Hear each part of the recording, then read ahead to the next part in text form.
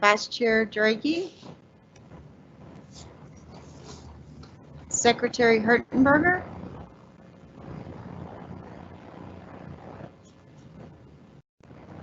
unmute Patty.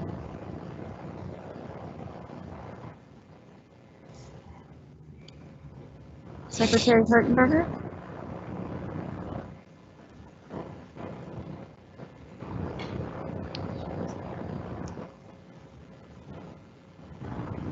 Regent Marvel, Present. Chair Sanchez, Present. Regent Shelton, Present. Regent Starkey, Present. Regent Stutska, Regent Packard, Present. Secretary Hertenberger.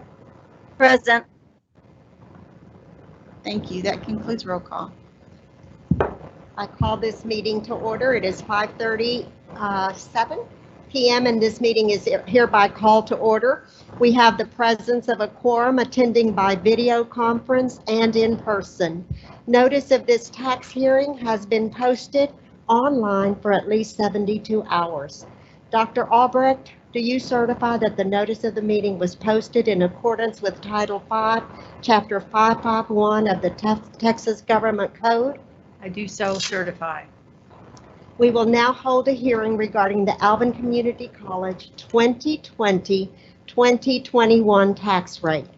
During the August 13th, 2020 board meeting, the ACC Board of Regents proposed that Alvin Community College adopt the tax rate of 0.183443 for the 2020-2021 year. This tax rate of 0.183443 per $100 in value includes the M&O rate of 0.1705979 and the debt service rate of 0.012864. This represents a tax increase of 7.68 above the no new revenue rate. At this time, we would have citizen inquiries, but being that there were no interest, there were no citizens signed up, we will proceed. The Board of Regents of Alvin Community College District is scheduled to vote on the tax rate that will result in that tax increase at a public meeting to be held on September 17th, 2020 in room C227 at Alvin Community College, 3110 Mustang Road, Alvin, Texas at 6 p.m. I am now asking Regent Tackard to make a motion to adjourn our tax hearing. Make motion that we adjourn for this tax hearing. And I ask Regent Jim Crum to second that. Second the motion to adjourn. I am now going to do roll call to call the vote. Vice Chair Draghi? I don't think we're voting. Oh, you're voting to adjourn? To adjourn. Pardon. Yes. Pardon, Chair. Yes, that's fine. Vice Chair Draghi? Secretary Hertenberger? Yes. Regent Shelton? Yes. Regent Starkey? Yes. Regent Crum? Yes. Regent Marvel? Yes. Regent Stutska? Regent Tackard? Yes. 102, so 1 o'clock. Okay, roll call will continue. Regent Starkey,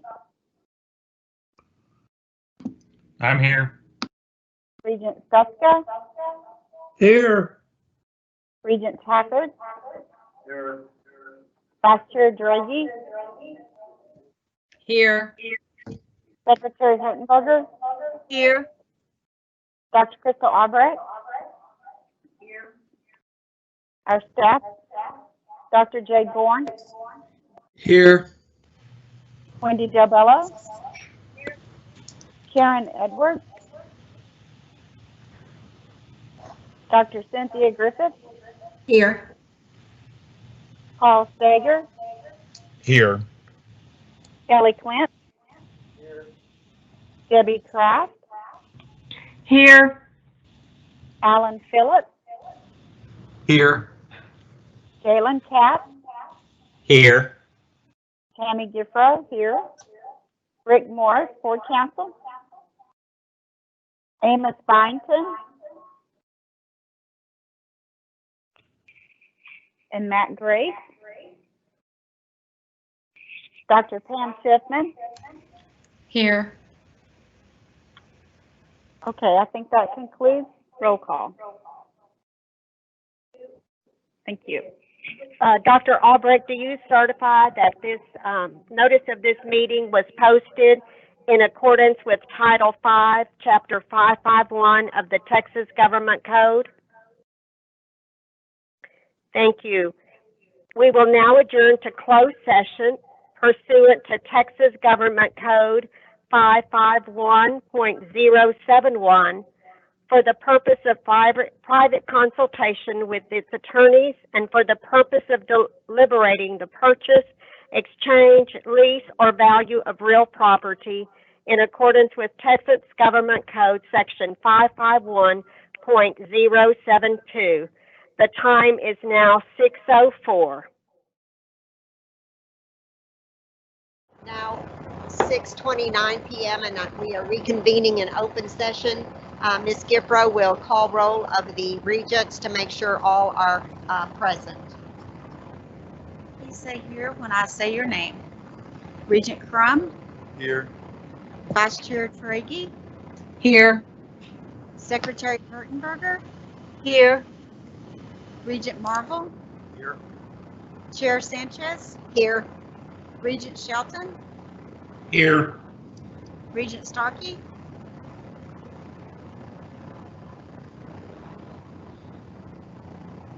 Regent Starkey, Let me call him back into the meeting. Regent Stugska, Here. and Regent Tacker. Here. Dr. Albrecht, Here. Okay. Regent Starkey. Here. Thank you very much. Thank you. So it is now time for us to stand and say the pledge, after which I have asked Regent Starkey to give the invocation.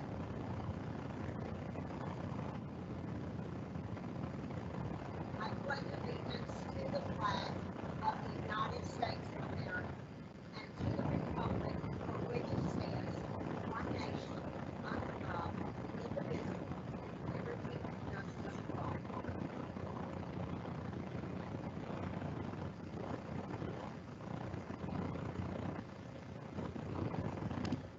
My apologies, I was muted. Dear Lord, we thank you for this day, this time that we're put in this place to be a part of ACC and its future as we lead forward with open eyes and open minds for how to best proceed in this time. Help us to keep your will at the forefront. Help us to be what you would have us to be during this trying time. Help us to make the wise decisions as best for this college, its staff, the students, and the community at large. And dear Lord, we just pray for continued wisdom. Thank you, and in Jesus' name we pray. Amen.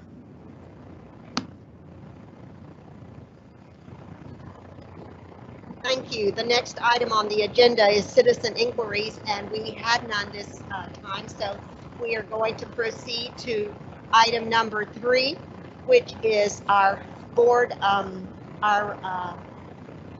report from all of you as regents to see what it is that you would like to share with us. We're going to start with Vice Chair Draghi. I have just a small little piece of wonderful news. Lillian finally came home from the hospital today. She's 6 days old. She's not quite back up to her birth weight yet. Yes, very excited. She has about 4 or 5 more ounces to go to get back to her birth weight, but she is healthy. She's fine. She didn't have to come home with any extra apparatus or anything, so we're very excited about that. It was just a small little formula change that was causing all the issues. So once we got that figured out, along with Mama's milk, we are on the road to recovery and doing good. So thank y'all all very much for all your prayers. Thank you. Secretary Hertenberger? I just want to say congratulations, Jody, Grandma. Anyway, also I want to say thank you to everybody again for all that you're doing to continue to keep things running and improving and looking for innovation and innovative ways to take care of the students and the facility. So again, continued thank you, thank you, thank you. Regent Shelton? I would echo the congratulations to Nana Draghi and the Womax on their new bundle of joy, and echo Secretary Hertenberger as well to kudos for all the staff who have worked to get us to this point, getting back into a new semester, dodging a could have been almost close to hurricane, and now rolling forward. So kudos to all. Thank you. Regent Starkey? No, ma'am, no report. Thank you. Regent Stuxa? Well, if all tests go well, I should get my new knee on the 21st. That way I can keep up with all you young ladies. That's Yay. exciting. Regent Tackard?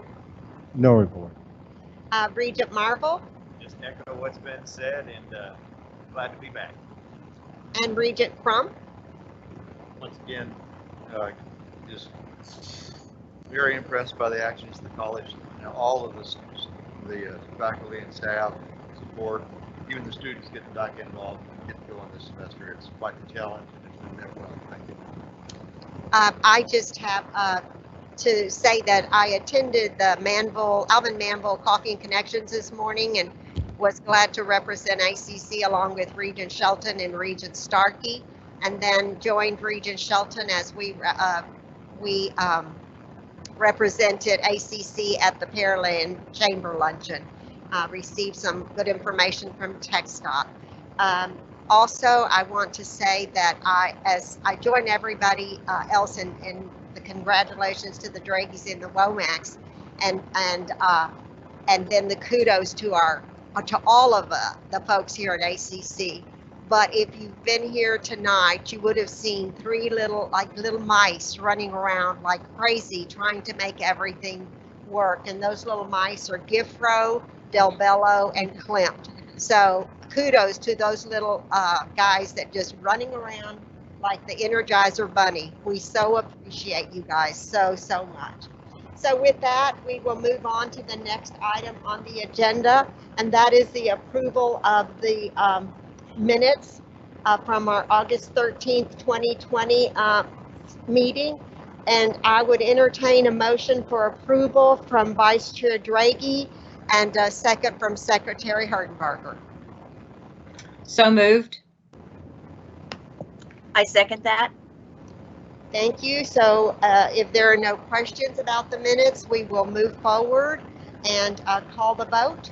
Let's start with Vice Chair Draghi. Yes. Secretary Hertenberger. Yes. Regent Shelton. Yes. Regent Starkey. Yes, ma'am.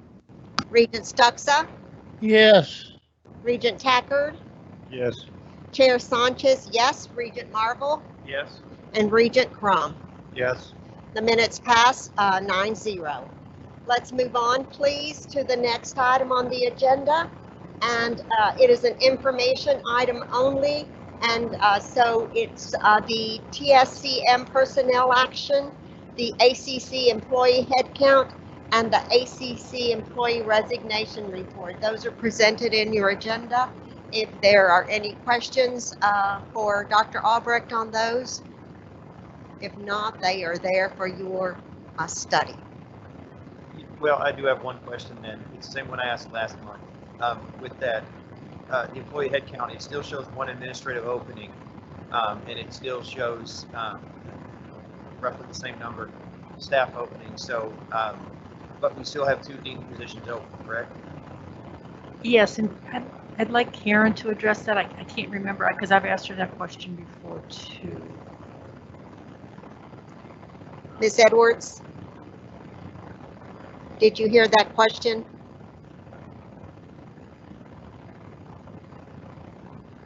I don't know if I was loud enough. I believe you're muted. So we had, we still have just showing one administrative opening, but it's my understanding we still have 2 dean positions open. Is that correct? Are you muted? Karen, you're muted.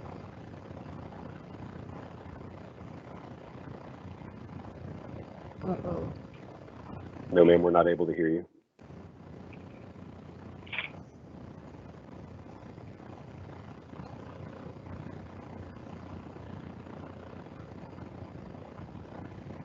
Can you put it in the, do we have a chat? Okay. We're gonna try to call you, Karen.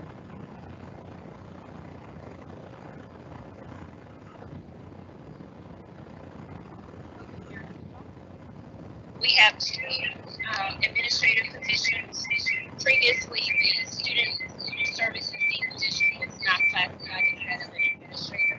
It is now, so we will reflect that in the upcoming meeting minutes. So we do have 2 openings. Okay. I'm sorry, I know I'm echoing. We will have 2 interviews scheduled for both of those positions. Next week, we have 7 candidates available for interview for the Dean of Student Services, and we have 5 for Dean of Deans. Awesome. Is that? Yeah. Okay, thank you. Thank you, Ms. Edwards. If there are no further questions on those items, we will move forward to the president's report. Again, this is for information only. Dr. Albrecht, I'm hoping Wendy can pull that up. Oh. There we go.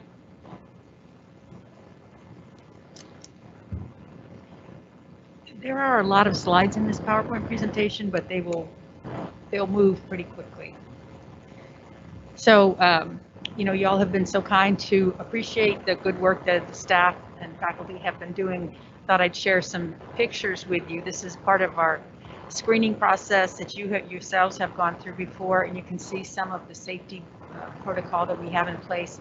The picture on the far right is from this fall in the G building, where you can see we have these little 3-way stands that are in front of you, and you can see students wearing masks and social distancing. Next slide, Wendy. And some more of the protective equipment we have. There's a stanchion with hand sanitizer, plexiglass in front of desks and office spaces, and you can see a little child being screened before she goes into the child care center.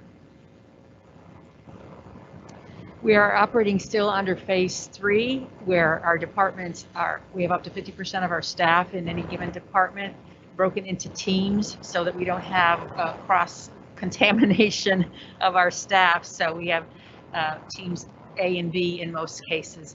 Faculty are still mostly working remotely and hybrid wherever possible, and you will hear a report tonight, an enrollment report from Pam Sheffman, and she'll talk about that. Our fall in-person classes were limited, and we have an administrator and a dean on campus every day. There's usually more than that, but at least at a minimum. Construction update. I wanted to give you an idea. There are many buildings on this campus right now that are under construction or about to go under construction. So the A building, which is where all of our admissions, advising, counseling, financial aid are located, and we're technically, we know our office suite is a B, but we're technically linked to the A. So we will be going under construction October 26th. So we're in the process of moving out of our spaces.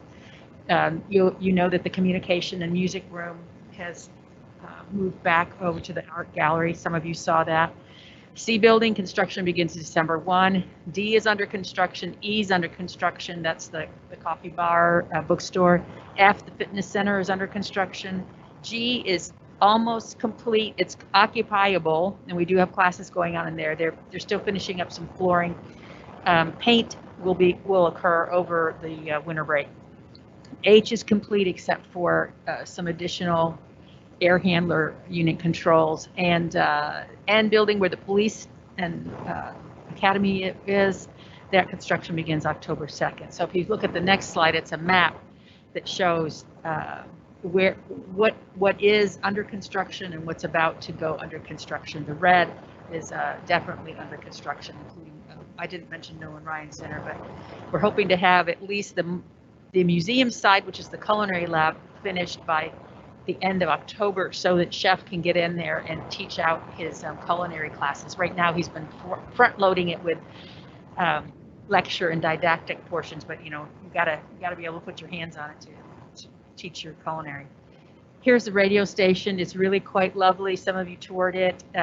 It's really great because of the glass doors. You can see right into the radio station. You can see where a DJ might be sitting. You can see where something might be being filmed. And it's nice to have them closer to us. Mm-hmm. Here's the band hall. It looks wonderful. All those great things on the walls are acoustical soundboards. And you can see along the side there are band instrument storage and music. There's also sheet music and storage. So they are beyond thrilled. Student Center, our e-building, that's taken a little bit longer. Good thing we are not, don't have that many people on campus, because we had expected that building to be open by now. They ran into asbestos that they weren't expecting, and so that has taken some time to figure out how they were going to deal with that and how they were going to do the acoustical finish on the ceilings. G building, some of you got to see that. You could see the beautiful flooring in the top left, and you can see the beautiful bathrooms in the bottom left.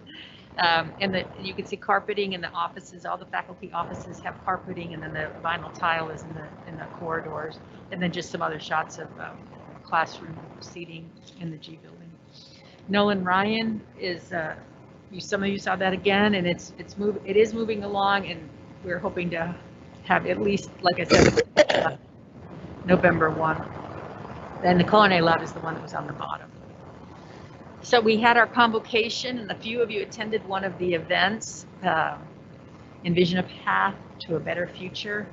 And we did it all virtually, and it worked out great, just really great. And here's some shots from it. We had I don't know which session that was at, but it was it was very interactive for being virtual. I thought it worked out very good. And some people even said, let's do more of this in the future. Oh, annual service awards. Now, you all normally at convocation, you come to the convocation, you come to lunch, and then we parade in front of you all of these employees that received service awards. So we couldn't do that this year, so we've just got pictures of them so you can see. And these should be in order from left to right, starting at the top. Brian Berger, chemistry faculty. McKinnon Buru, our associate degree nursing faculty, who also is one of our faculty excellence winners this last year. I don't think that's right. Andrea Bush, and then Anna Brown, and Andrea Bush in office administration, Anna Brown in financial aid. Cindy Domelin is our psychology faculty member. Karen Edwards, executive director, vice president of human resources. A financial aid advisor, Michael Goodwin. Dr. Griffith, vice president of instruction. Cindy Izzard, admissions specialist. And Carla J., administrative assistant of the business office. We're all 5 years. Continuing on, I think we should have some other 5 years before we have those. We missed a slide. I'll just tell them the names. Heather Lewis, biology faculty, 5 years. Charlie Luton, one of our sergeants in the police department.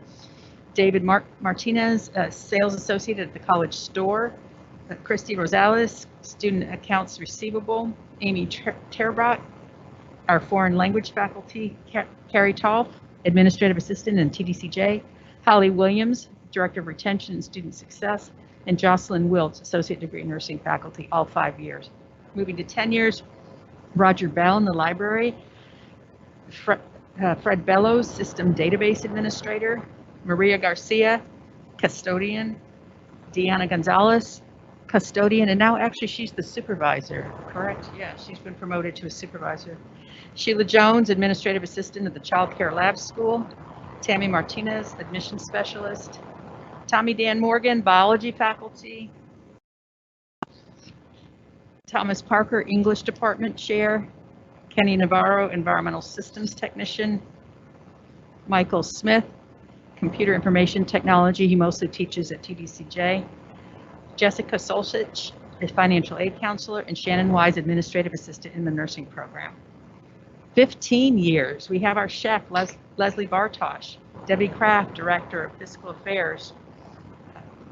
We have John Matula, our dean of arts and sciences. We have DC Sell, our designer and technical theater coordinator, and Alpha Trevino, an academic advisor. The list gets smaller as the years go up, but 20 years. Carmen Areola, a custodian. Deanna Dick, math faculty. Cami Gugisberg, marketing specialist. Anna Oscarson, academic support specialist. Cindy Page, mail assistant. And Pat Sanger, director of institutional research. 25 years, Ike Gonzalez in environmental systems. Toby Herzog, let's do it this way. Veronica Smith, switchboard operator. Toby Herzog, academic advisor. 30 years, Karen Barnett, who has just also recently retired. Joanna Hume, history faculty. Barbara Merchant, custodian. And Irene Robinson, registrar. And then we had some retirements. And these happened over the spring and the summer. So we're having to, mail people their plaques and everything. We really haven't had a chance to celebrate them in person. But Antonia Areola, grounds equipment operator, 39 years. Again, Karen Barnett, paralegal faculty for 30 years. Georgette Goodwill, faculty in poli-sci for 21 years. Robin Harbour, math faculty, 14 years. Rhonda Hull, administrative assistant to Carl Steger, 6 years. Richard Melvin, 19 years as a computer information technology. Karen Schisler, 23 years of administrative assistant in nursing. Wendy Stewart, a faculty member in the associate degree nursing program for 12 years. 23 years, Diana Stiles was a counselor. And last but not least, and deserving of her own very slide, is Nancy Loeb, who was here for 49 years teaching psychology. So what a great number. I added this up. I think it was 223 years of total service to the college. Wendy, there's more. We've helped out the city of Alvin during Hurricane Laura. We actually had them stationed on the campus so that they could be comfortable and have a place to stay. We put them over in the K building. They were most appreciative to be able to have a place to be and to be able to deploy quickly if needed. You also may have noticed all of the recycle bins out in our parking lot. We're a staging area for the city of Alvin. Whenever we can, we try to help them. And they helped us too during the pandemic when we had a lot of our entrances blocked off. We just borrowed the city of Alvin's blockades, and so we try to really have a great partnership with them. SACS COC, you all know that's coming, that SACS is coming our way, and our board officers will be meeting with some of the SACS representatives on October 14th, I believe. You all have it on your calendars, but I also put this up here too because a couple of weeks ago I got an email from somebody at SACS and they asked if I was interested in taking the training to be a SACS COC chair of a committee. And I was like, oh my gosh, I don't know if I want to do this. I finally decided, all right, I'll do the training. I could always decide not to chair a committee, but let me go. I know how much work it is to chair a committee, so it's a little bit daunting, but I said yes, so I'll be learning something new in October. October 23rd, I think, is my training all day. Missouri County Alliance asked me to be on their executive committee, and they finally got a hold of me on Monday. And I said, what's the commitment? They said 11 meetings a year, 1 hour apiece. Right now we're virtual. How long's the term? 1 year. I said, okay, I'll do it. And he said, okay, great, because I've got your name on the agenda and it's going in at noon. I'm like, I said, you're lucky. I said, yes, aren't you? So, it seems like a small time commitment. And I'm really happy about it because the Alliance tends to focus a lot of its efforts in southern Brazoria County. They don't operate much up here. And I think since Gary Basinger has been in charge, he's really made an effort. And I didn't mince words with him when I told him that, you seem to just focus on the south part of the county, and particularly you talk about Brazosport College, but not Alvin Community College. So I think they really are trying to make an effort to get us involved too, and to get involved with us. I'm doing that. Kudos. Thank you, Secretary Hertenberger. So this is, talk about being really clever here. Since we can't have a play in person,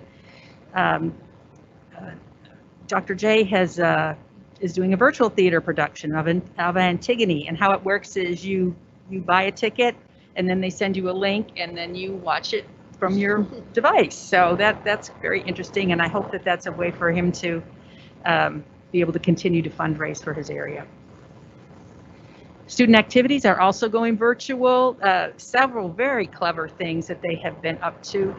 Not up here, but one that I signed for a contract for the other day was Comedian in the Kitchen, and they send you a list of the ingredients ahead of time so you can go buy them, and then you get online, and in 60 to 90 minutes you make some dish along with this crazy funny chef. So they've been trying to do a lot of things to engage students, because as we know, during these times, it's very difficult for people to stay engaged, to stay focused. There's a lot of mental health issues from isolation, and so we're doing everything we can to try to get people together. And lastly, we have our new campaign for the foundation, Choose Kind. And so our message is to choose kind and be safe. And there's our dolphin with his little masks on out there. And our socially distanced workers who happen to all be wearing their t-shirts the same day. So that's the end of my very long report. That's awesome. Thank you, Dr. Albrecht, for all those wonderful things that are happening here at Alvin Community College. The next item on the agenda is consider the approval of the tax rate for 2020 and 2021.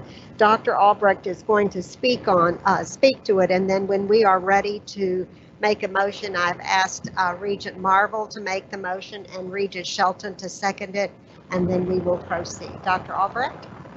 Thank you, Chair Sanchez. Really, we have talked a lot about this, and you're aware that we have followed the process of proposing a tax rate, voting to propose a tax rate, having our hearing, and now ready to vote. I added something on here because of a phone call I received from an individual who we thought might come and speak tonight about the tax rate. I wanted to have it in writing in our board book, that to note that this tax rate, that the effect on a taxpayer who owns an average home value of $235,000 would be that they would pay $5.69 less for the year in taxes, assuming the value of their home had not increased. If it increased up to the max 10%, the effect on the average Alvin homeowner or Alvin Community College District homeowner would be a tax increase of $37 for the year. Thank you, Chair. Thank you. So Regent Marple, please. I make a motion to adopt the total tax rate of 183433 for the 2020-2021 fiscal year, which is a tax increase of 7.68% above the no new revenue rate. This tax rate of 0.183443 per $100 value includes the M&O rate of 0.7059 and the debt service rate of 0.012864. A second. I second. Thank you, Regent Marvel and Regent Shelton. I will now call for a vote. If there are no comments or questions beforehand. Great, let's proceed with our vote. Vice Chair Draghi? So moved. Or yes, sorry. Yes. Secretary Hertenberger? Yes. Regent Shelton? Yes. Regent Starkey? Yes. Regent Packard? No. Regent Stuxa? Regent Stuxa?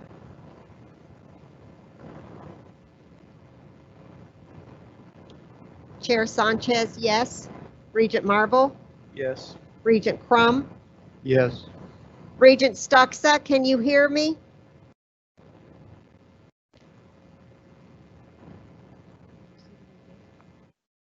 Regent Regent- Stuxa, you're Regent Stuxa, how do you vote on the tax motion? he does appear to be muted. Regent Stuxa, can somebody call him?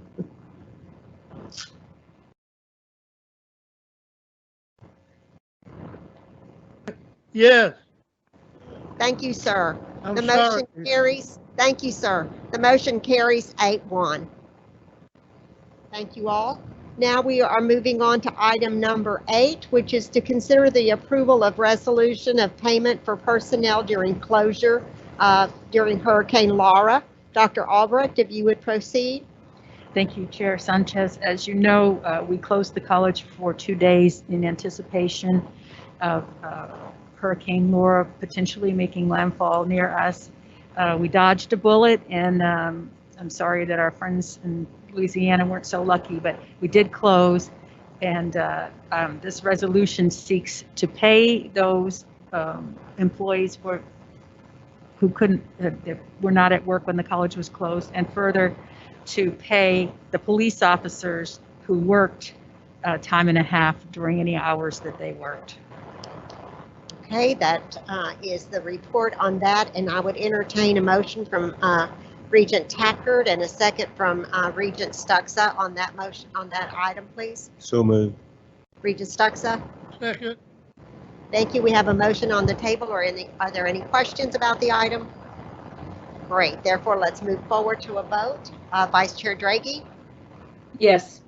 Secretary Hertenberger? Yes. Regent Shelton? Yes. Regent Starkey? Yes. Regent Tackard? Yes. Regent Stuxa? Yes, Chair Sanchez, yes. Regent Marble? Yes. And Regent Crum? Yes. The motion passes 9-0. The next item is the Census Day Internal Enrollment by Location Report, and we are going to hear from Dr. Pam Sheffman as she provides this report. This report is for information only. Dr. Sheffman? Good evening. I am sharing my screen, so hopefully those of you in the C227 can see the slide deck. This is in reference to the enrollment report that was provided in the board report, and it is for our fall 2020 numbers. Do want to share that we are comparing our numbers not only to our previous fall certified number, but also to our 2018 certified number. Note that 2018 is the year that the state last used for budgeting, so it is an important and relevant comparison for us. We will note that we were down about 6% from 2019 and down about 0.5% from 2018 when you look at our unduplicated head count.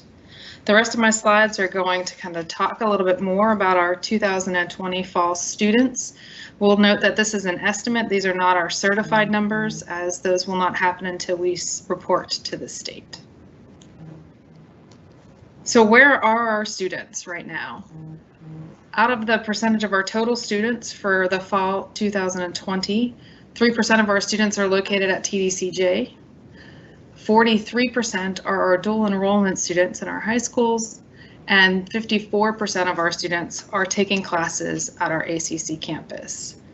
And we're talking about all the different formats of ACC. So what are those formats at ACC? Right now for our fall term, we have 84% of our classes are occurring online. 8% are in a hybrid format, which means that students participate both in person and online. And we have 8% that are occurring at face-to-face. So of the 84% of our online students, I did want to differentiate that we do have two different kinds of online courses occurring. We have a course type that we call remote. Our remote courses are synchronous, where there is a scheduled day and time in the course catalog and in the registration process for the students, so they are aware that there are opportunities for them to have online learning environments within their classroom environments. So we call that a synchronous environment. It's not 100% of the time, and our faculty are very aware and conscious of the demands on technology on students and what's going on, but there's more opportunities for students to engage synchronously in their learning versus a more traditional internet course, which is an asynchronous course. There's still lots of engagement with faculty and students within the classroom setting for internet courses. There's just not this assigned date and time, which we have for our remote sections. So right now, 57% of our classes are remote and synchronous, and 27% are internet and asynchronous. So there really are 4 different types where we have our online students who are both remote and internet. So there's 2 ways that students interact with their faculty and fellow classmates. And then we also have our traditional face-to-face courses and our hybrid courses. So helpful to know what the breakdown looks like for our formats of class. In terms of the demographic of our students and how they're made up this year in comparison to previous years, these 2 graphs will give you an understanding of 2 areas where we see some slight changes in the demographics of our students. Our African American students, that percentage has grown 2% from 13% last year to 15% this year. And our female population has grown from 55% to 59%. So you're going to see an increase in those 2 groups on campus and in our student body. In terms of demographics that did not change very much from last year, the students who are coming from in-district or out of district and the age ranges of our students have remained about the same as they have in previous years. I did want to move on to a duplicated head count of our locations. So again, the same 3 locations we're talking about, but the duplicated head count means that a student can actually be taking classes in more than 1 location. Obviously, our students in our TDCJ environment are not taking locations other than that environment, but we do have students who are both dual enrollment and taking ACC any format class, which would be one of those 4 types. It could be an internet course, it could be face-to-face, it could be hybrid, or it could be the remote. So I wanted to let you know that using our duplicated head count, you will see that our locations are slightly up from both 2018 and 2019. We are up about 0.5% in our dual enrollment from last year and 21% from 2018. We are up about 8% from last year in our all formats for campus, as well as 7% over 2018. Now TDCJ was, I think, hit hardest in COVID, and there's a lot of issues with our students who are in those environments, and our faculty are working really hard to keep them engaged in their learning and keep them there. But we see that COVID has hit that population of our students the hardest. Next, though, I would like to talk a little bit more about those growth areas that we saw across campus and where they're happening. Our high school's enrollment had that 0.5% increase. There are 3 schools, though, that really did grow significantly this fall. Shadow Creek High School is up 40% in the number of students that they have from 2018. Manville High School is up 16%, and Glenda Dawson High School is up 3%. So we definitely can still see a continued demand for dual enrollment in our high schools, and that students are really engaged and interested in the course offerings that we have. Additionally, I thought it would be interesting to talk about our ACC and students and how they're enrolled in those 4 different class types that I talked about: remote, the internet, hybrid, and the face-to-face. 15% of our student population are taking the asynchronous internet-only classes, at least 1 or more of those classes, but 100% of their course taking is internet only, looking for that asynchronous opportunity to be able to engage in their learning. However, 37% of our students are taking that asynchronous opportunity plus another type of learning. So we see that our students, just like the survey that we did give them in the summer to see what their interests were, it is varied. Students aren't looking for 100% internet, and they are looking for those different learning opportunities as they had told us they were. And even interesting is that over a quarter of our students are taking locations in more than one of those environments. So they're looking at taking combination of remote and internet, or they're looking at taking hybrid and internet and remote. So there's a lot of our students who are doing lots of things. So what I wanted to end my presentation is kind of how I ended last year, which is to introduce you to two typical students that you may see at ACC. Now, I will tell you that these are fictional students, completely made up students, but they represent the average student on our campus. Our first student I'd like you to introduce you to is Ashley. Ashley's name actually came from the list of our Hispanic students. It's the #1 name of our Hispanic students when we looked at all the common names. So our dual enrollment student is most likely female, most likely Hispanic, mostly 17 years old, and taking at least 6 hours this fall. The students, one place when we looked for where most of our female Hispanic students, Turner High School, which is also our highest enrolled number of dual enrollment students, so we would expect Ashley to be at Turner High School. And also we have Jessica. She's also a female Hispanic student. She's 25 years old. She's also a part-time student taking 8 hours on average. Also recognize that about 26% of our ACC students have Pell Grants, so over a quarter of them, so it's possible that Jessica is a Pell student. Our Hispanic female students tend to take classes in 4 of our top programs for them, or general studies and health science, which are about tied for the same number of students that are female and Hispanic, as well as childhood and business administration. So those are the areas where our students are currently taking our classes. So breakdown and demographics of our students and their general enrollment. So I want to just thank you for your time. Thank you, Dr. Sheffman, for that very interesting report. I don't know if any of my fellow regents have questions for Dr. Sheffman on anything that she shared with us. I've got a couple questions. Of course. So, and I've got 3, so I'll mention them and then circle back if you want. Okay. I noticed Shadow Creek is up quite a bit. Curious about that. I mean, that's a very big increase in one school. And then Pearland, Hensler, Alvin, and Danbury are all down quite a bit. Curious if we've got insights into that. And then I noticed that collectively we're down, projected to be down substantially in contact hours, and I'm curious if we've got an economic impact projection on what that might be. So those are my 3 questions. Well, I'm going to tell you what I can. I know that the impact financially, that I will defer that to Carl and his team.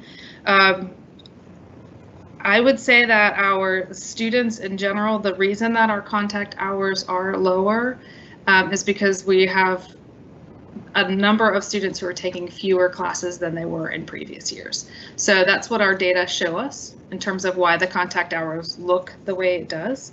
In terms of particular schools and what their enrollments look like, I would have to defer to Akila Martin. I know she has done a lot of one-on-one time at every one of our high schools, working with our counselors for the enrollment on those courses. I don't have the particular data as to why those campuses are the way they are, but I can also ask if Dr. Griffith has any insight to that before I defer the contact hours to Carl and his team. Thank you, Dr. Sheffman. While I can't give a definitive answer to that, we do know that Shadow Creek High School is one of the most recent high school, and we continue to see their population explode. As far as the decreases in the other areas, as Dr. Sheffman mentioned, I'll be visiting with Ms. Martin about that to see if she has any indication yet, because these are relatively new numbers for us, to see if we can provide further information to you as well as all of the other regions. Understood. And so that 40% growth in Shadow Creek, is that 40% increase consistent just with their overall student enrollment increase? Is that a correlated number?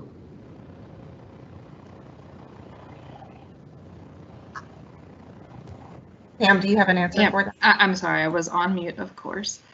So for Shadow Creek, they have been growing every year. So when we look at fall 2018, our total headcount there was 252, and in fall 2019 it went to 307, and then this fall we went to 429.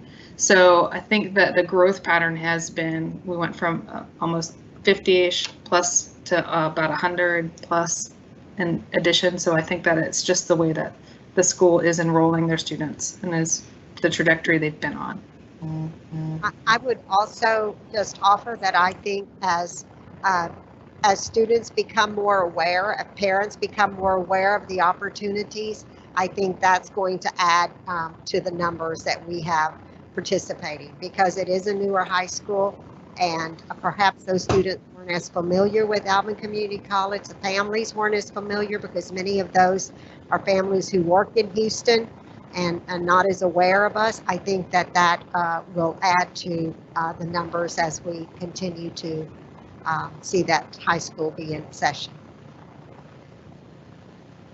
I think, Carl, Dr. Sheffman was looking at you to provide some insight into the contact hour question. Okay, was the question about contact hours or about tuition revenue?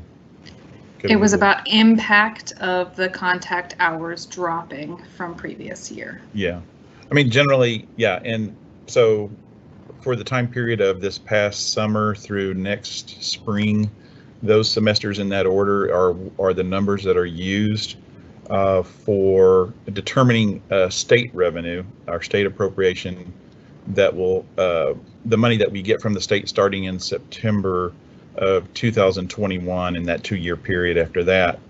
So it is, and you know, the presidents and the CFOs of the 50 community colleges have been meeting throughout the summer.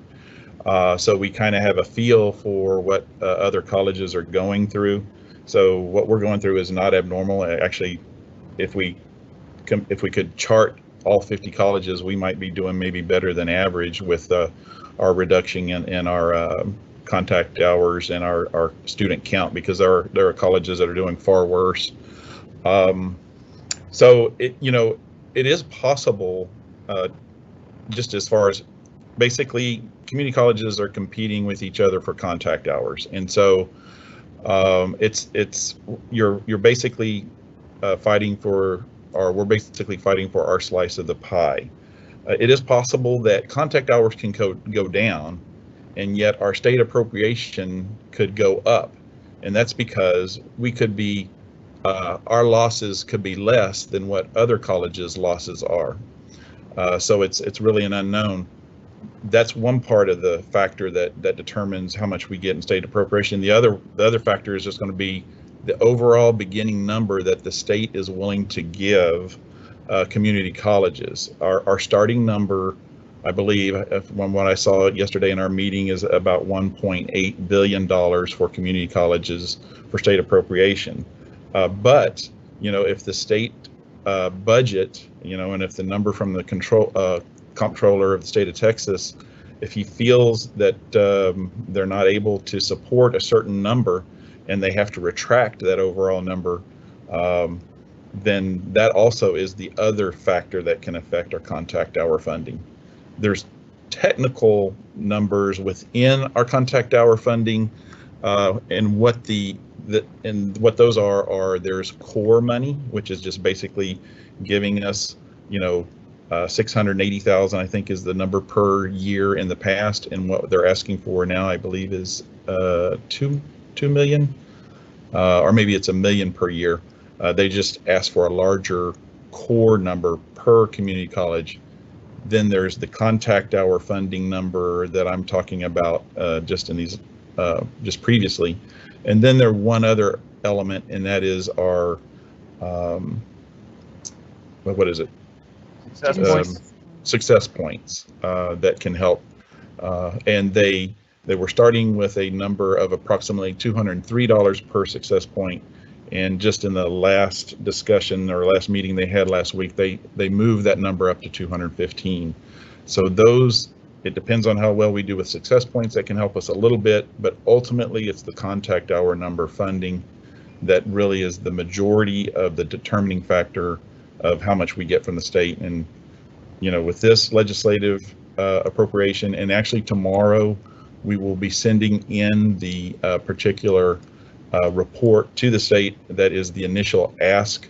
The one extra thing that community colleges are also asking for is, and they never do this because they never want to ask for special items, but we're turning in our normal report, but the extra that we're asking for is $1 million per community college. So basically 50 million extra as a special item, but that's not being put on a report specifically other than in the text of the narrative.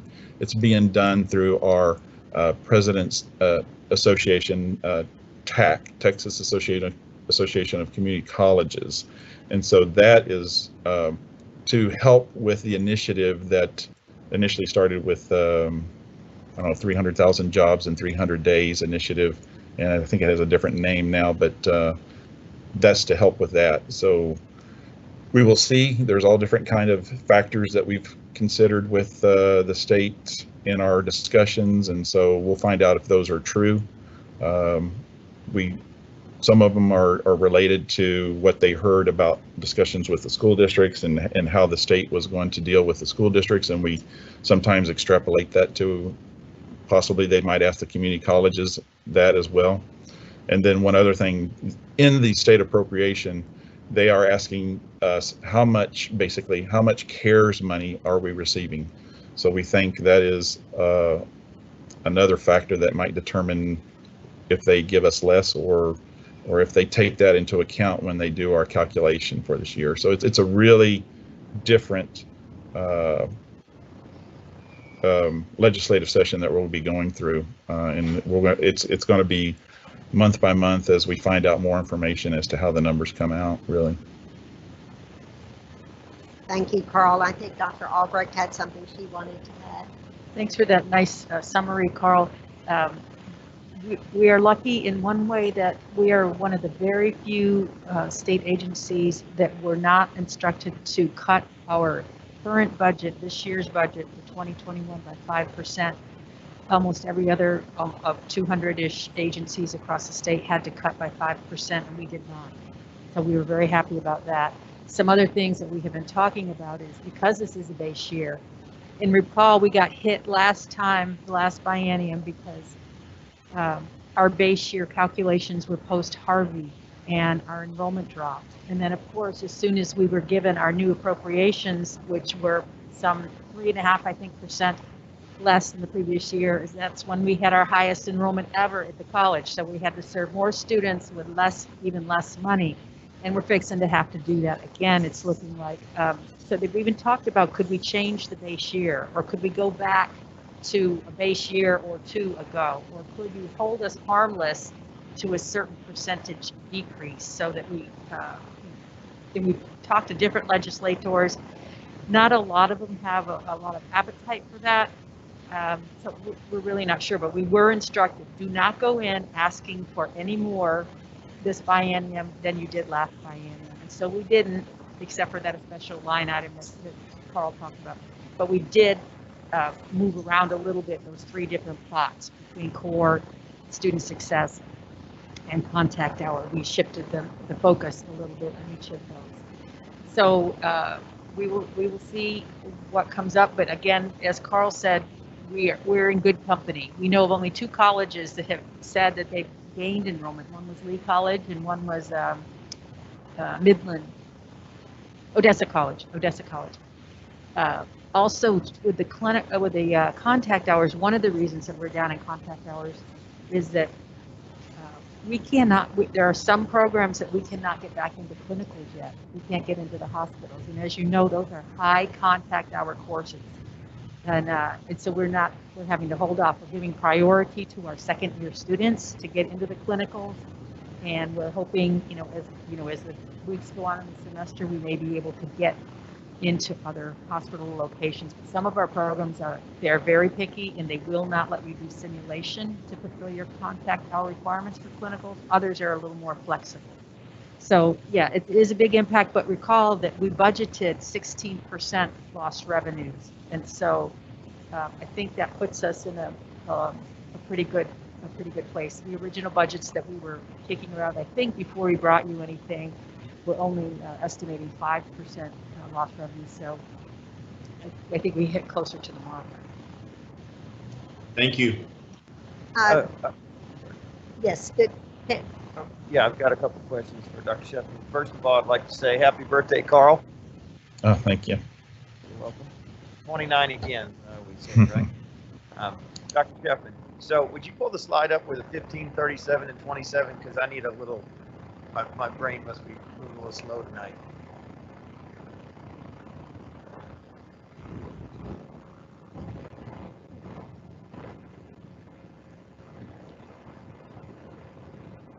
I wasn't sure if that was just dual credit students or that was all students, and the asynchronous, synchronous, more than one modality.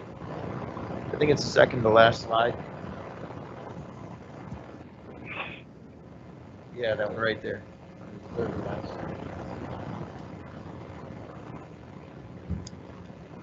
And Dr. Sheffman, you're on mute. I can't hear you, Dr. Sheffman, if you're talking. Okay, there you go. Okay. Sorry. So, all right, that's presented with all enrolled students. Asynchronous internet only, correct? Okay. Correct. That is, of all of our enrolled students, 15% of the total is taking asynchronous internet, which is your traditional online class asynchronous. So it's my understanding that Alvin ISD is only asynchronous. Is that being categorized? Is that 15%? Those are categorized as in the remote environment because they are your dual enrollment. Okay. So ultimately what I'm hearing then is if it's asynchronous learning and they're in dual enrollment, that number could be larger if we were to label it asynchronous, or is that not asynchronous learning?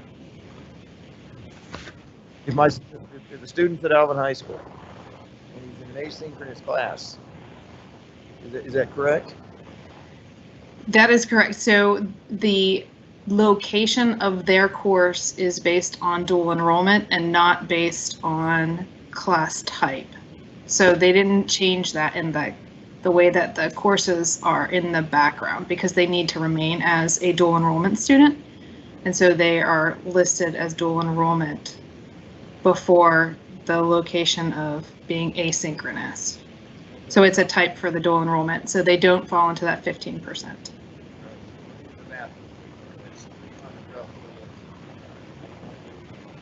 Cam, I can't hear you.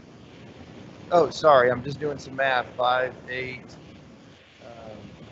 So there's another 1,200 students roughly that would be categorized as asynchronous. So our asynchronous number is actually higher if we categorize the students who are dual credit in Alvin ISD as asynchronous, correct?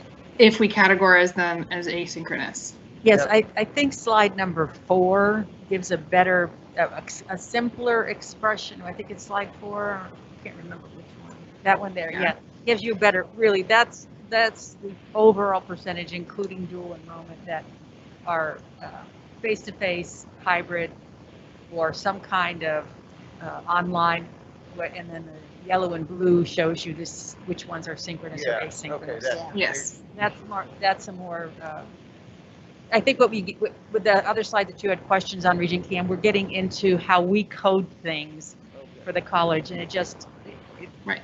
It's a little Yeah, as opposed to reality. Yeah. Right. This is the 84% of being online is a more accurate picture of how students are interacting with the college right now.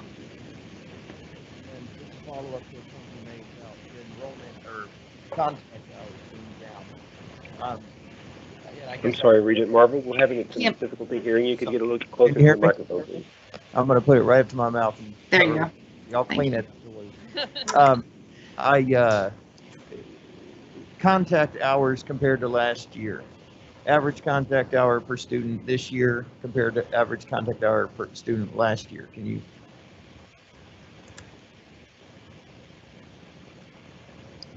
Contact hours there.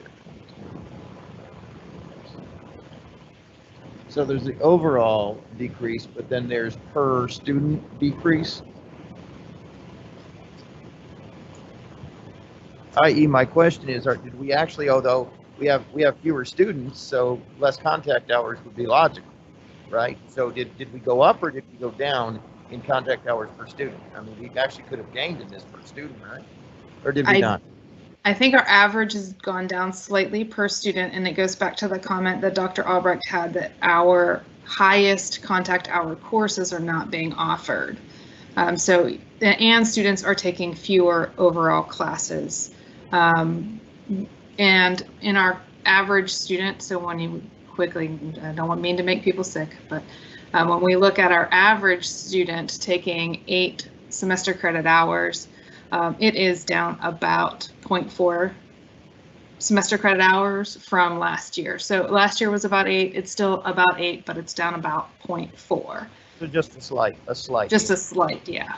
So that's good news to some degree, right? Yes, yeah. All right, that's it. Absolutely. I mean, I feel like we are fortunate to be down only 6% in head count. I never thought I would hear myself say that, especially when I hear some of my colleagues across the state who are talking about reduction in force and being down 25%.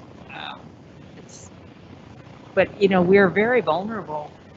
You look at that growing dual enrollment number, and you know, we were right up against the wall trying to work out what we were going to do during this pandemic, and we would have been in a world of hurt had we not been able to negotiate to get all of that set up at the last minute. Well, I think it's admirable, as Regent Marvel and Dr. Albrecht has said, that we are where we are, and I appreciate all your hard work, Dr. Sheffman, and everyone else that has worked at working with those dual enrollment students at our various high schools. I think we have a lot to be thankful for. So if there are no further questions, we're going to thank Dr. Sheffman and go ahead and move on to the next item, which is item 10, and it is the report on President's Goal number 8, diversity and inclusion trainings. And so this is another information only item, and Dr. Albrecht, you may proceed. Thank you, Chair Sanchez. This is one of the goals that the board gave me in August, and was to report on diversity and inclusion trainings that we did during convocation. And some of you have participated in one of them, and that was with Dr. Luis Panwan, who did a session with us this year, as he had done one last year. And that was a plenary session where everyone could attend, all of our faculty and staff. And then we also did a very lively faculty and staff panel on equity, diversity, and inclusion, and hosted by one of our own faculty, Dr. Alexandra Marriott. And faculty and staff were asked questions and really shared their personal thoughts regarding these issues. Then on Wednesday afternoon, both on Wednesday, we had 2 breakout sessions. So not everyone attended those. You could choose from amongst 3 or 4 different sessions to attend, but we had 2 other diversity and inclusion sessions. And I tell you, I went to all of these, and I really loved the last one. I loved them all, but Dr.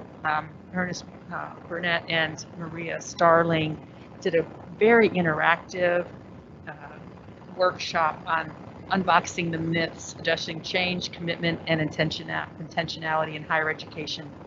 And it was being that it's all virtual, you would think it might be hard to be interactive, but they made good use of the chat box, and they gave us questions to ponder, and we answered them and then had discussions. It was really great. So one of the things that came out of the convocation evaluation was that we needed to do more sessions like this, and that people really enjoyed them. So we are going to be moving in that direction. And that's my report. Thank you, Dr. Albrecht. That's very interesting. It's exciting when trainings are well received by the faculty and staff. That's always a plus. We are now moving to item number 11, and that is to consider the approval of the Nursing Innovation Program grant. And so, of course, our noted grant person, Mr. Galen, I was making you a Dr. Galen. Mr. Galen Capps is going to introduce and share the information with us. Galen? Okay. Good evening, Chair Sanchez, Regents, Dr. Albrecht, faculty, staff, and guests. I'll be covering page 25 from your board book with you. The particular grant program we're looking at comes from the Texas Higher Education Coordinating Board. It's styled the Nursing Innovation Grant Program. It specifically focuses on registered nursing programs in college and junior colleges around the state. The amount available for this particular grant is up to $200,000, again, depending on the amount that's available from the state to the coordinating board at the time that the awards are made. The expected date of funding, should we receive an award, would be December 1st of this year. The program runs for 2 years and would end November 30th of 2022. There is no match requirement on it. Two key components of the program are that it will allow faculty to develop instructional strategies in patient simulation and clinical preparation activities for students that are very critical right now because of COVID. Many of the hospitals and clinics are not able to provide the opportunities for clinical exercises for our students. So the more that colleges can do in a simulation environment is extremely important, and to be as innovative and state-of-the-art as possible. This particular grant allows colleges to look at acquiring equipment, software, and instructional materials that can lead to better instructional strategies. And it also allows the faculty to receive professional development training within the ADN faculty group to develop and deliver innovative and cutting-edge instructions to the nursing students. So the program itself, like I said, comes out every 2 years. The focus for the most recent years I've been looking at it since about 2014 has been, again, that focus on simulation. And they have noted that, again, because of the pandemic, they want to be as supportive as possible to the colleges that are awarded to make sure that their needs for software, like I said, and equipment are definitely there for them. You know, wish we had a crystal ball and knew when the pandemic would be over. So that particular need through the coordinating board is a great gift. So that's all I have, and be glad to answer any questions. Thank you. I would entertain a motion to accept the college's submittal to the Nursing Innovation Program grant from Dr. Jim Crum, please, and a second from Jake Stark. Motion to approve the college's submittal of the Nursing Innovation Grant Program. Second. Thank you. So we have a motion on the table. Do we have any questions for Mr. Capps? Great. Hearing none, we will proceed with the vote. Vice Chair Draghi? Yes. Secretary Hertenberger? Yes. Regent Shelton? Yes. Regent Starkey? Yes. Regent Tackard? Yes. Regent Stuxa? Yes. Chair Sanchez, yes. Regent Marble? Yes. And Regent Crum? Yes. Motion passes 9-0. We are on to item number 12, which has been referred to the October board meeting. So we will now go to item 13, which is to consider the approval of purchase of chairs for the Nolan Ryan Center. And so we are going to hear from Mr. Carl Stager, after which I would entertain a motion from Vice Chair Draghi and Secretary Hertenberger. Go ahead, please, Mr. Stager.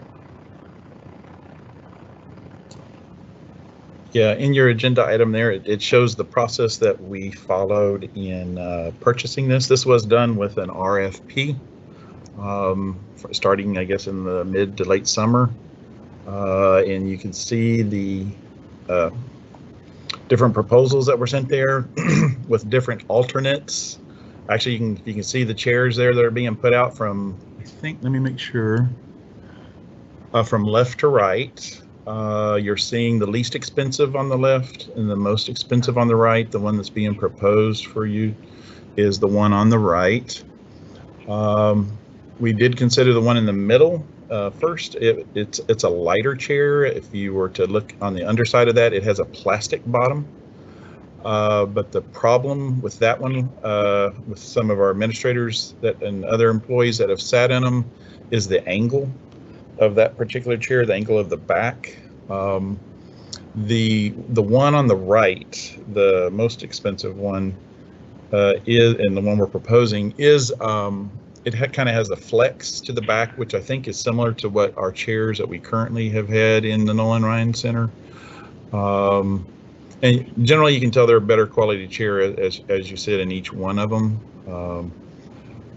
You might even see some pictures there that Dr. Albrecht may have sent you. You can kind of see the angle of the back there as well.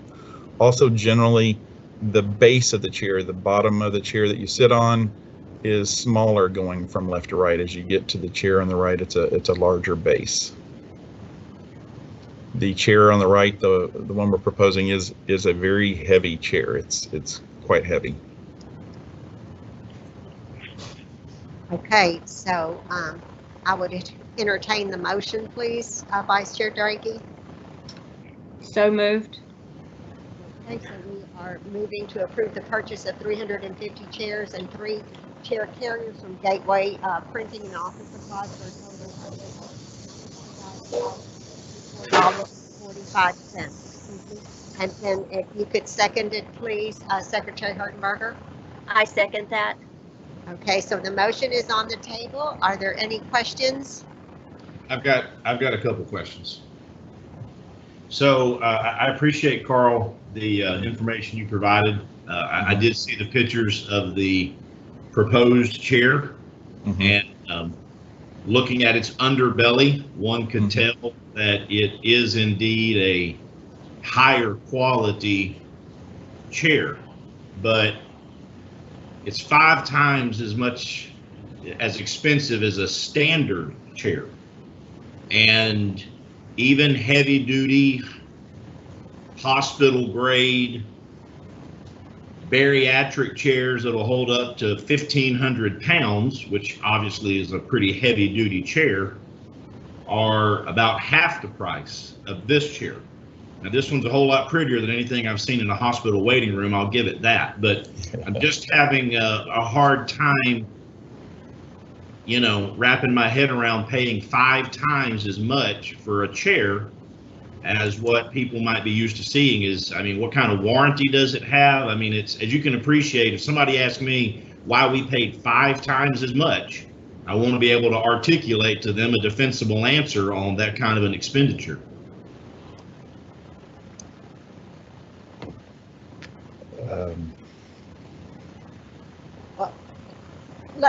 I can speak to something, Carl, if Okay. while you're thinking.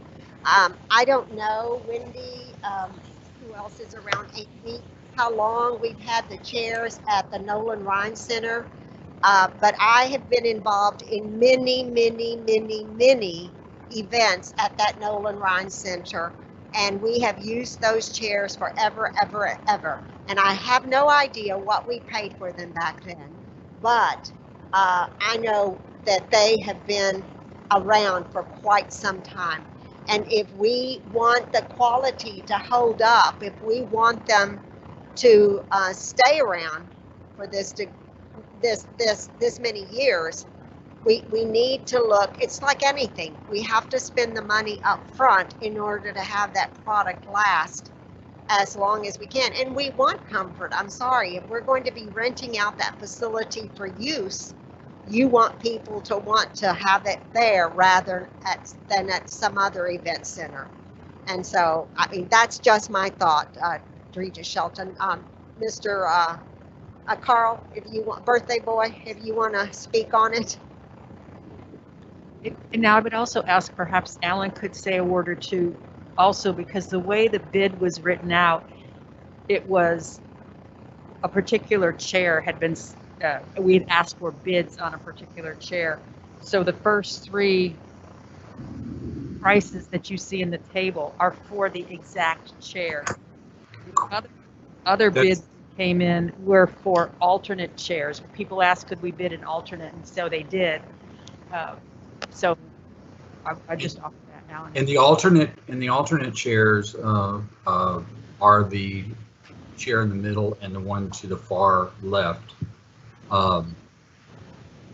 And there was a chair that was bid that was in the $60 range. And we couldn't get them to even send us a sample. So we had nothing to compare it with. And so the chairs that we had to compare were the chair that we advertised, which is the chair on the far right, and the two alternate chairs were the middle one and the far left.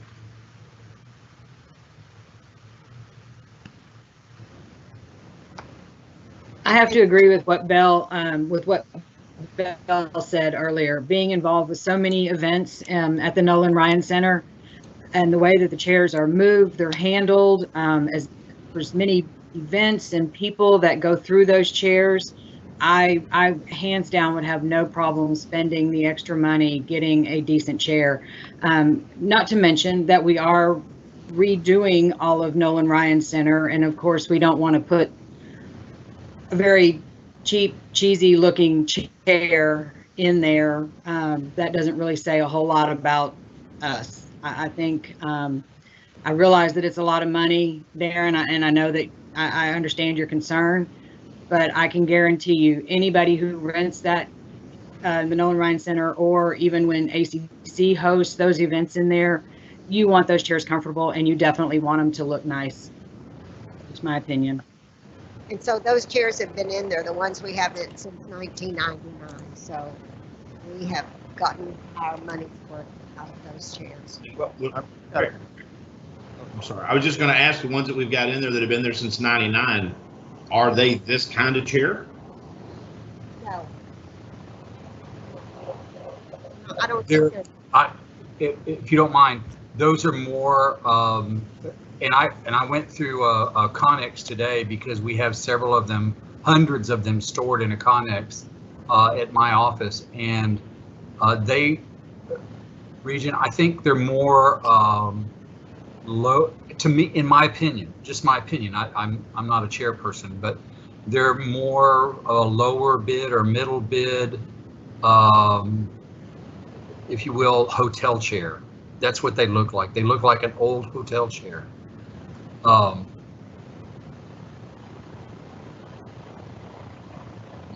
thanks for that. I mean, obviously, you know, we all want to have nice, comfortable chairs in there. We're going to be sitting there quite a bit, so we want comfort. We want people in there to be comfort. It's just, I feel like we need to be able to articulate, if people ask, if there happens to be anybody watching, and they say, hey, I heard you spent 5 times as much. I want to be able to look them in the eye and go, yeah, but, you know, this chair we can expect to, you know, to last this long, et cetera, so that we've got some kind of a logical reason. But to be fair, I mean, the 5 times more chair, they didn't even send us a sample, so we couldn't even compare it to the other chairs. So we had no way of knowing whether a $60 or $70 chair was worthy of our board or our Nolan Ryan Center. So there's nothing to compare it to. So in this particular case, we're talking about $100, $120 more per chair, and it's a steep price you're getting, but you are getting high quality, top quality. You're getting fabric as opposed to plastic. It's a much more prestigious chair, and you know, you can't see the fabric from where you are. That's not the exact fabric. For those of you on video conference, we were passing around the fabric sample. No, yeah, you can't, but it's really rugged. It's a vinyl, because that's what I looked at that chair and I thought it was cloth, Darren, and that scared me because the wine spills and stuff, you know, the dent, but that's a really heavy duty vinyl that's going to be on those. I was. Understood. Thanks. Thank you. Hopefully we'll be generating revenue from that building as well, just when we rent it. So that might help recover some of those costs as well. Well, my question is just a Carl question as always. Carl, what funds is coming out of? It's general service fee. So we completed last fiscal year, or we're working on closing out last fiscal year. We have all the registrations for the fall semester, and those students pay a general service fee. And so those funds are built up pretty well going into this new year, so to pay for this. Okay, Regents, do we have any more questions? Hearing none, we are going to proceed to vote. Vice Chair Draghi? Yes. Secretary Hartenberger? Yes. Regent Shelton? Yes. Regent Starkey? Yes. Regent Tackard? Yes. Regent Stuxa? Yes. Chair Sanchez, yes. Regent Marvel? Yes. Regent Crum? Yes. The motion passes 9-0. Thank you, folks, for that. Now we are on to item number 14, and that is to consider the approval of upgrade to Hugh Adams Park. Once Mr. Steger has introduced the item and we are ready to make a motion, I ask Roger Stuxa, Regent Stuxa, and Regent Tackard to make a motion in a second, please. Mr. Steger?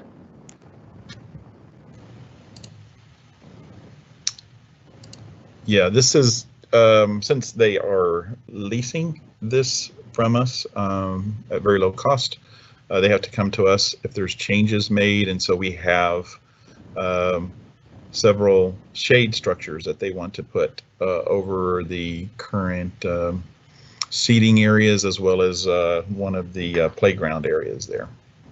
Correct. They want to replace what's there. The coverings that are there are very old, and the city has approached the college to replace those coverings. So if you're driving down Mustang and you pass the S building immediately on your right, you will see the coverings and you'll see how old and dilapidated they are. The city is going to come in and replace those. Awesome. So Regent Stuxa, would you make the motion to approve the project upgrade? Thank you. And a second from Regent Tackard? Second. Thank you. We have a motion on the table. Do we have any questions?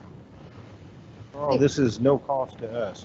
They're going to be funding everything. That's correct. This is not our money paying for any of this. That makes us happy. That's all. Let's move to vote. Vice Chair Draghi? Yes. Secretary Hartenberger? Yes. Regent Shelton? Yes. Regent Starkey? Yes. Regent Tackard? Yes. Regent Stuxa? Yes. Chair Sanchez, yes. Regent Marvel? Yes. And Regent Crum? Yes. The motion carries 9-0. And now we are on to item 15. Item 15 is to consider their approval of a replacement of the diagnostics faculty curriculum coordinator. And the motion is to approve Robin Ketchum for the position. And I would entertain a motion from Regent Shelton and a second by Regent Tackard. Chair Bell, is there a way that we could combine all three of those together? That would, number 17. 17 has been withdrawn, so we can do 15 and 16 together. 16 is the replacement of the paralegal faculty program director. So Regent Shelton would make the motion to approve those two items, and then Regent Tackard, would you second? I so move for the replacement of the two mentioned instructor positions. Thank you. Second. Thank you, Regent Tackard. And if are there any questions on either of those? Hearing none, let's proceed to vote. Vice Chair Draghi, Yes. Secretary Hertenberger, Yes. Regent Shelton, Yes. Regent Starkey, Yes. Regent Tackard, Yes. Regent Stuxa, Yes. Chair Sanchez, yes, Regent Marble, Yes. and Regent Crum. Yes. Great, those two items passed 9-0. Item 17 has been removed, so let's proceed to item 18, which is the motion to approve the purchase of a Xerox Dayhill for the 5-year lease of these 23 copiers for $22,490.88 per year, plus copy charges of approximately $10,000 per year. Once Mr. Stager speaks to that, I would entertain a motion from Mr. Regent Marble and a second from Regent Crum. Mr. Stager or Mr. Phillips, either one. Yeah, I'll speak to the longer history on this, and I'll let Alan Phillips talk about this particular bid process or DIR co-op process.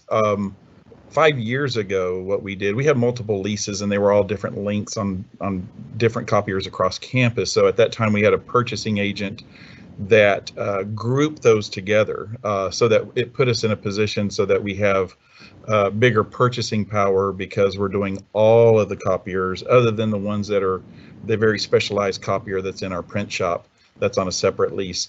So all of our other copiers all across campus are under this particular proposal. And so from that, we've gone through that first 5-year process. That was done as an RFP. And so this is the, I guess we're reaping the benefits of that. So now that we have all of these copiers together at once, we're able to get, I think, pretty good pricing. And I'll let Alan talk about the details of this particular proposal. So in this solicitation, I spoke with the purchasing people at the DIR,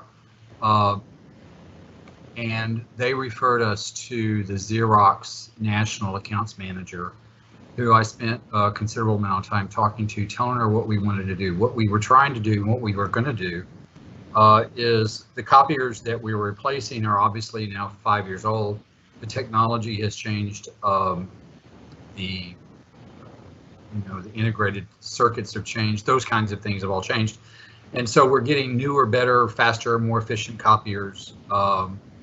And in talking to Carl, it was determined that maybe what we might want to do is kind of find out what the rest of the world could bid us. And so I went back to the DIR.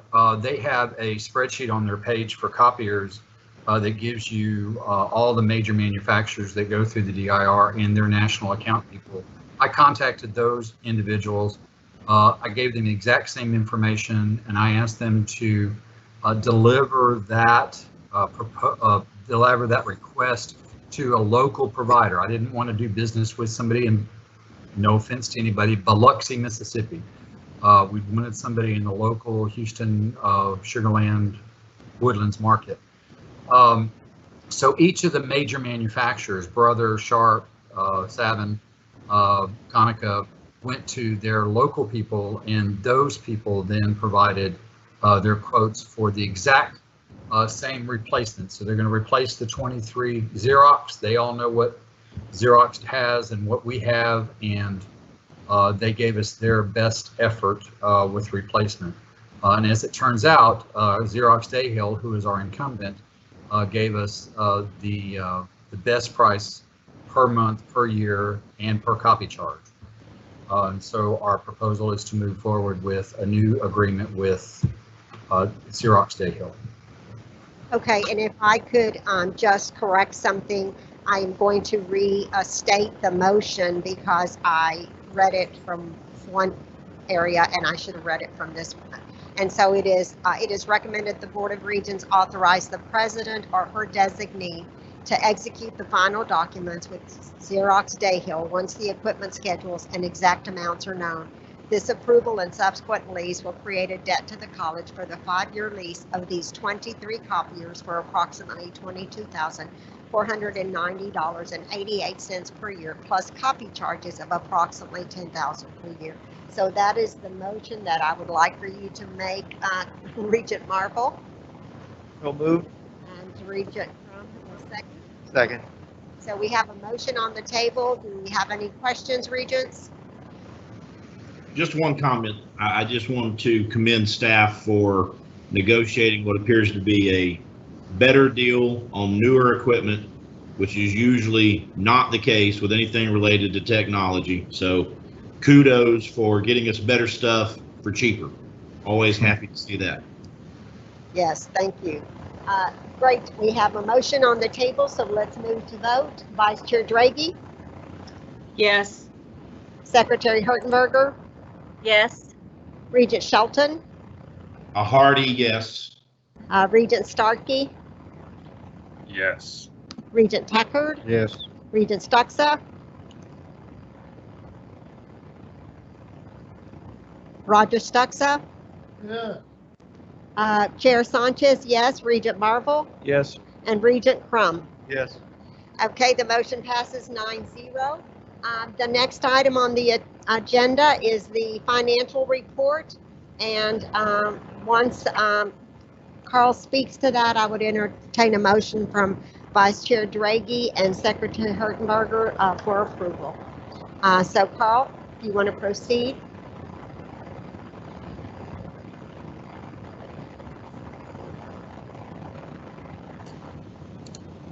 Just to say, this is August financials. This is very preliminary, and as you can see, it says unaudited.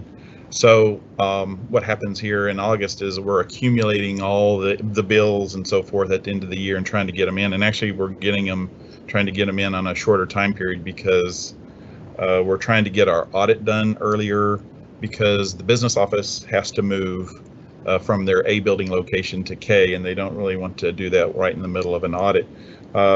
So these numbers, basically they show good news for us. They're showing a large surplus there, but there are other numbers that are inaccurate. For instance, on the auxiliary page, it says bookstore has a $300 and some odd $1,000 profit.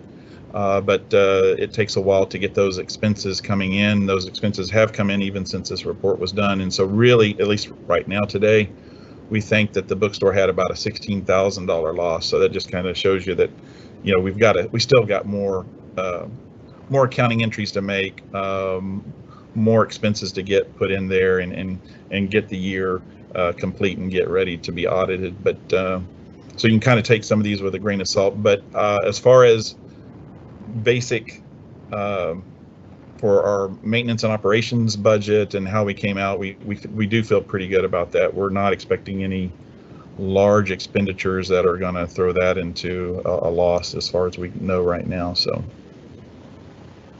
Okay, so if I could entertain the motion, please. Vice Chair Draghi? Motion. I make a motion to approve the financials as presented. Thank Sorry. you. Second. I second that. Great, we have a motion on the table. Do I have any questions? Yeah, Carl, I'm looking at. who's that? I'm looking at institutional reserve. And one of the, I guess now that we've approved the tax rate, when do we anticipate seeing that number increase? When do we see the institutional reserve increase? One of our contingencies on passing that budget was that we were going to put X number of dollars into the institutional reserve. Oh yeah, And yeah. So go ahead, I mean, sorry. as far as the actual timeline month-wise, it would be in January. The audit will probably be completed in early December, so that then we'll know what the audited numbers are, and we'll bring a proposal to you as to what that number would be that we could add to the institutional reserve from this. Okay. Are there any other questions for Carl? I have a question. Carl, now that those who took the last early retirement incentive in 2015 have received their last check, how does that affect our budget moving forward, and where will we see all this? What are you expecting? You don't see that much happen on these financials because what happens, because when you know accounting, as I like to tell Dr. Albrecht, it's in a cruel, cruel world. So what we have to do is we have to recognize all expenses when they are measurable, and so those expenses were actually against the financials in 2015. So as far as expenses, you won't see anything. A little bit, and I want to say, was it this August? Debbie will be able to tell me, is either this August or last August, as far as when the final payment was made. So what you would see is on the balance sheet, you'd see a balance sheet item that decreases every August by about $300 and some odd thousand a year. That's about the only thing you'd see happen on these financials. I think on this particular one, I have to go look. You won't see that liability anymore. It's gone because we have paid off the company that is paying off all of those former employees that are receiving early exit incentive payments. And some of them still could be receiving payments. Some of them didn't receive it in the same months that we paid it. Some of them extended their number of years that they received payment out longer than what it took us to pay it off. And we only had to pay it off in 5 payments. So that should have been 15, 16, 17, 18. I think 19, I think actually we paid it off August of 19. I believe most of us got our last check, I believe, this last August. So I was just curious when we would see that, on our financial statements. You should have been August of 2015 is really we would see the last activity related to that, and that's where you would see a liability that dropped by 300 and some odd thousand in that particular month, and then it went to zero. Then we didn't know anything more, so it only affected our liability account and our cash account at that point in time. In 2015, right? That's when we paid it. Yeah, well, our liability and cash account in 2019 was totally complete and done with, and as far as the expenses, is the expense of it, it affected our income statement in 2015. So. Okay, all right, thank you. Mm-hmm. So Carl, now that it's all paid off, is it time to offer another plan? The institution reserve needs to continue to grow, so that's why I am. We just approved a budget, haven't even put the money in there yet, so. Yeah. Okay, if there are no other questions, I'm going to move the question. Vice Chair Draghi, we're going to vote. Vice Chair Draghi? Yes. I'm sorry, am I making the motion again? Yes. Sorry. Secretary Hertenberger? Yes. Regent Shelton? Yes. Regent Starkey? Yes. Regent Tackard? Yes. Regent Stuxa? Roger Stuxa? Yeah. Chair Sanchez, yes. Regent Marble? Yes. Regent Crum? Yes. Great. Now, I know you're excited, Andy, about adjournment, but we are going to change things up just a tad. We will now adjourn to a closed session pursuant to Texas Government Code 551.074 and 551.071, after which there will be no further action taken. And so at this time, I'm going to ask Tammy if there are some papers that I need to sign. Would you leave them? Wendy, we're going, and Kelly Klimt, we're going to ask all the staff to leave. So rather than go into another team session, we will just continue our executive session as such, and then that will be the end of business because you won't need to be here for our adjournment. So if you could go ahead, staff could go ahead and exit. Chair Bill, can I say something before everybody leaves? Sure. I just wanted to give a real quick kudos to the foundation this year, or this, they just hit the $3.6 million mark, which is fabulous, absolutely wonderful, especially in a pandemic. The balance has actually gone up. So kudos to Wendy and all her team. Cool. I will take those signature pages and I'll give them to Dr. Albrecht. Kelly, did you understand what we're asking everybody to do? Yes, ma'am. I'm going to go ahead and end the live stream at this point, and the meeting is considered adjourned, but you are meeting in another closed session, correct? Yes. Thank you. I'm closing the live stream now.